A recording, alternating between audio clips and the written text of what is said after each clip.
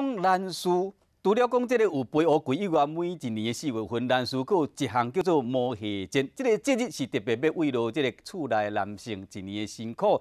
厝内女性呢会出外去掠这个鹿虾，也就是雷公鲫，准备好料理。啊，像家家户户门口呢，佫会挂这个旗仔卡、钱仔卡，代表丰收。若是门口挂愈济，代表讲这间的太太愈厉害。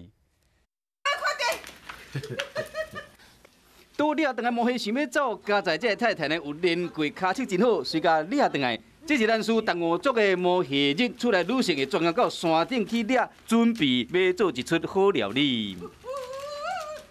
妈妈母亲呢就会做芋头糕来慰问家中的男性，在芋头糕上面呢摆放蟹肉，准备好了慰劳男性一年的辛苦。摸虾节还有一个特别的风景，就是家家户户伫门口拢会加吊这项。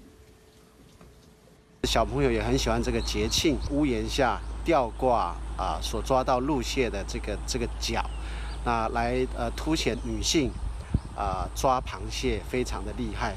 4月份，兰树国部落的少年线过摸虾日，想要体验无同款的文化庆典，乡亲会使把握时间去兰树行一转。